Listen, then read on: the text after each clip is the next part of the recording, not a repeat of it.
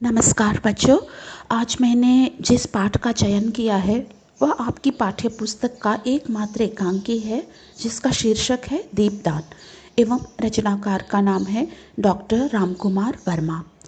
Doctor Ramkumar Verma जी का जन्म मध्य प्रदेश के सागर जिले में 15 नवंबर सन 1905 ईस्वी को हुआ था। उन्होंने इलाहाबाद विश्वविद्यालय से बीए एवं एमए की पढ़ाई पूरी की तथा नागपुर विश्वविद्यालय से पीएचडी की उपाधि प्राप्त की। उन्होंने इलाहाबाद विश्वविद्यालय में अध्यापक के रूप में कार्य किया।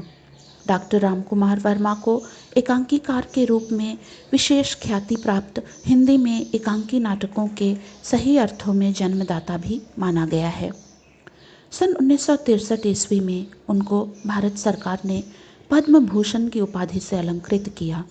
उनका निधन 5 अक्टूबर सन 1990 ईस्वी में हुआ।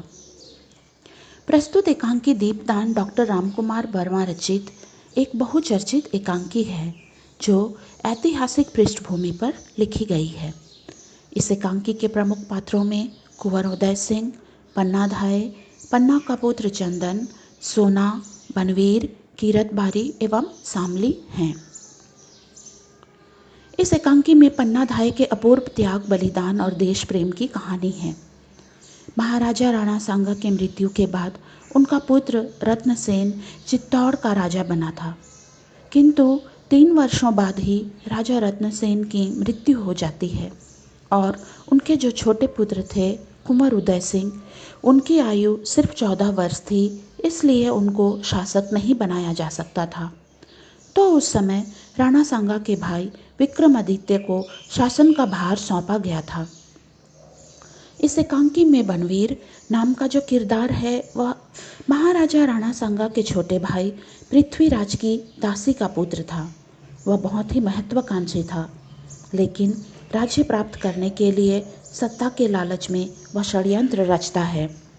विक्रमादित्य के शासन में जो सामंत एवं सैनिक उनके शासन से संतुष्ट नहीं थे, उन सभी लोगों से मिलकर बनवीर षड्यंत्र रचता है और एक रात को राजमहल में संगीत एवं नाच गाने का आयोजन कराता है।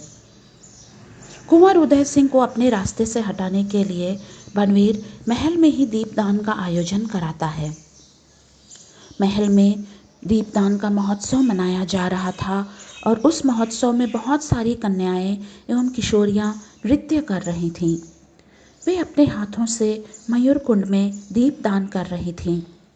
बनवीर चाहता था कि कुंवर उदय सिंह भी उस उत्सव में शामिल हो ताकि उस दीपदान की आड़ में वह कुंवर की हत्या कर सके। वह उस उत्सव में भाग ले रही रावल स्वरूप की पुत्री सोना को कुंवर को बुला लाने के लिए भेजता है। सोना की उम्र 16 वर्ष है और वह खूबसूरत है। वह महोत्सव के आकर्षण को बढ़ाने के लिए एक नर्तकी के रूप में वहाँ मौजूद थी। जब सोना कुंवर उदय सिंह को बुलाने के लिए जाती है तो पन्ना धाय को देखकर उनसे पूछती है कि कुंवर कहाँ हैं। पन्ना कहती है कि राजकुमार अभी सो रहे हैं, वे विश्राम कर रहे हैं, अतः महोत्सव में सम्मिलित नहीं हो सकते। सोना को बहुत खुश देखकर पन्ना धाय सोना से कहती है कि ये जो तुम पैरों में नुपुर पहनी हो और इस तरह से नाच गा रही हो, यह सब इस समय शोभा नहीं दे रहा है। यह जो चित्तौड़ की भूमि है, यह राग रंग की भूमि नहीं है। यहाँ आग की लपटें नाचती है। बनवीर की कृपा और उपहारों को पाकर तुम तो फूली नहीं समा रही हो। वह सोना की मूर्खता पर उसे फटकारती है और सचेत करते हुए कहती है कि चित्तौड़ वीरों, वीरंगनाओं और बलिदानों की भूमि है। संकट की घड़ी है और संकट की घड़ी में राग रंग मनाना चित्तौड़ वासियों को शोभा नहीं देता है। चित्तौड़ की परंपरा यही रही है कि या तो वीरंगनाएं रंगभूमि में अग्नि की ज्वाला बनकर नाचती हैं या फिर जौहर की ज्वाला को गले लगा लेती हैं। जब देश में संकट छाता है तो देश के लिए स्वयं का बलिदान करना ही यहाँ का त्यौहार होता है। यह सुनकर सोना चुपचाप वहाँ से चली जाती है। इधर कुंवर उदय सिंह की भी इच्छा थी कि वह महोत्सव में शामिल हो और नाच गानों का आनंद ले, लेकिन पन्नाधाय उसे वहां जाने से मना कर देती है। वह बनवीर के राज्य हथियाने वाले मंसूबे को अच्छी तरह जानती थी। वह कुंवर से भोजन करके सो जाने के लिए कहती है, लेकिन कुंवर बिना भोजन किए ही सो जाते हैं। कुंवर के ही उम्र का पन्नाधाय का भी पुत्र था, जिसका नाम चंदन था। वह राजमहल में कुंवर एवं सोना के साथ खेलता था। इधर सोना के चले जाते ही शामली नामक सेविका पन्नाधाय को विक्रमादित्य की हत्या की सूचना देती है एवं यह भी बताती है कि बनवीर नंगी तलवार लेकर घूम रहा है। जब कुंवर सो रहे थे तब धाय माँ को यह चिंता सता रही थी कि वह किस प्रकार कुंवर की रक्षा करेगी। बनवीर अपनी अभिलाषाओं की पूर्ति के लिए उदय सिंह का वध करना चाहता था। पन्ना सोच रही थी कि राष्ट्र को उस संकट की घड़ी में मातृभूमि के पीड़ा के गीत गाने चाहिए, न कि नाच गाने का आयोजन होना चाहिए। पन्नाधाय का एकमात्र उद्देश्य था कि किसी भी तरह कुंवर उदय सिंह के प्राणों की रक्षा करना। इतने में कुंवर उदय सिंह के सो जाने के बाद जब पन्ना यह सब चिंता कर रही थी, ठीक उसी समय महल की जूठी पत्तल उठाने वाला कीरत बारी पन्नाधाय के कक्ष में प्रवेश करता है। उसे देखते ही धाय माँ को एक उपाय सूझता है। वह कीरत बारी से कहती है कि वह अपनी टोकरी में कुंवर उदय सिंह को सुलाकर या छिपाकर महल से बाहर सुरक्षित स्थान पर ले जाए। कीरत बारी जो था, कीरत बारी एक सच्चा देशभक्त था और वह कुंवर उदय सिंह से बहुत प्यार करता था। वह कुंवर की रक्षा करने के लिए अपनी जान तक देने को तैयार था। कीरत बारी अपनी टोकरी में कुंवर उदय सिंह को सुलाकर ऊपर से पत्ते ढककर सबकी नज़रों से बचते बचाते राजमहल से बाहर निकल जाता है और कुछ दूर पर जाकर बेरिन नदी के किनारे पहुंचता है। वहां वह पन्नाधाय का इंतजार करता है। इधर पन्नाधाय कुंवर उदय सिंह की शैया पर अपने पुत्र चंदन को सुलाने का निश्चय कर लेती है। चंदन कहता है कि वह कुंवर जी के बिस्तर पर नहीं लेट सकता, वे नाराज हो जाएंगे। पन्ना कहती है कि आज के लिए इस शैया पर लेट जाओ। एक ममतामयी माँ के लिए ऐसा निश्चय करना या ऐसा निर्णय लेना बहुत ही कठिन था, लेकिन पन्ना ने अपने हृदय को वज्र की तरह कठोर बना लिया था। वह सोच रही थी कि जब कभी भी चंदन को चोट लगती थी तो वह पट्टी बांधकर रक्त को बहने से रोकती थी, लेकिन जब वह क्रूर बनवीर आकर उसके पुत्र के हृदय पर तलवार से वार करेगा तो वह उस रक्त को नहीं रोक पाएगी और वह मन ही मन अपने पुत्र से कहती है कि हे पुत्र, तुम अपने पवित्र रक्त की धारा इस मातृभूमि पर चढ़ा देना और यही मेरा दीपदान होगा। पन्नाधाय जो थी वह ऐसे कठोर निर्णय लेने के लिए माँ भवानी से भी प्रार्थना करते हुए कहती है कि हे माँ, मुझे बल दो ताकि मैं राजवंश की रक्षा में अपना रक्त दे सकूं।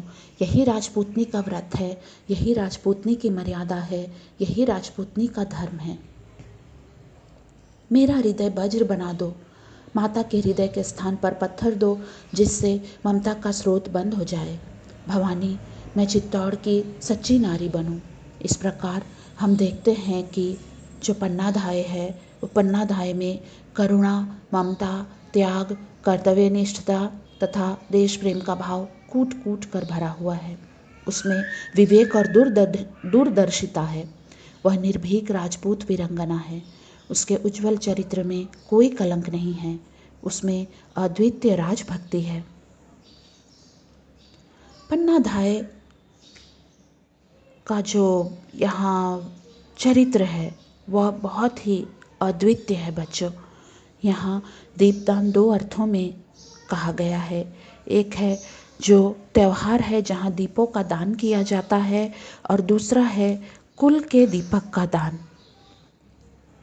पन्ना धाय भावी शासक कुंवर उदय सिंह के प्राणों की रक्षा करने के लिए अपने पुत्र का बलिदान देने के लिए तैयार हो जाती है। कुछ देर बाद बनवीर बौखलाहट में तिल मिलाते हुए तलवार लेकर कुंवर उदय सिंह के कक्ष में प्रवेश करता है। उस रात के अंधेरे में वह पन्ना धाय को दूर हटने का आदेश देता है। वह कहता है, दूर हट जा दासी, और तुरंत उस सो रहे बालक के हृदय में तलवार चुभो देता है, यह सोचकर कि कुंवर अभी सो रहे हैं। इस प्रकार पन्ना के लाल चंदन की मृत्यु हो जाती है। बनवीर राजगद्दी के लालच में अंधा बना हुआ था। वह उस बालक की हत्या करके यमराज से कहता है कि हे यमराज, आज यह मेरा दीपदान है। वह बहुत खुश होता है कि उसने विजय प्राप्त कर ली है। यह बात सिर्फ पन्ना धाय ही जानती थी कि उसने अपना एकमात्र पुत्र खो दिया है। उसने अपने पुत्र का बहुत बड़ा बलिदान दिया है। चित्तौड़ की जो भूमि है उसे इतिहास में हमेशा से वीरों और वीरांगनाओं की जन्मभूमि और कर्मभूमि के नाम से जाना गया है। अतः पन्ना धाय की स्वामी भक्ति, देशभक्ति, कर्तव्यनिष्ठता और बुद्धिमत्ता के कारण कुंवर जी के प्राणों की रक्षा होती है। पन्ना अपने पुत्र चंदन के प्राणों को मातृभूमि पर समर्पित करती हुई कहती है कि आज मैंने भी दीपदान किया है। दीपदान, अपने जीवन का दीप मैंने रक्त की धारा पर तैरा दिया है। बच्चों, इस कहानी का उद्देश्य भारतीय इतिहास के गौरव को चित्रित करके पाठकों को त्याग एवं बलिदान की भावना से ओतप्रोत करना है। दीपदान एक बहुचर्चित और ख्याति प्राप्त एकांकी है। हर कसौटी पर खरा उतरने वाला यह एकांकी कला की दृष्टि से भी पूर्ण रूप से सफल माना गया है। इस पाठ से हमें यही शिक्षा मिलती है बच्चों कि हमें अपने गौरवमयी इतिहास को नहीं भूलना चाहिए एवं अपने देश में जब भी किसी भी तरह का संकट आए तो हमें त्याग एवं बलिदान देने के लिए तत्पर रहना चाहिए, प्रस्तुत रहना चाहिए। इसी के साथ यह पाठ समाप्त होता है बच्चों। धन्यवाद।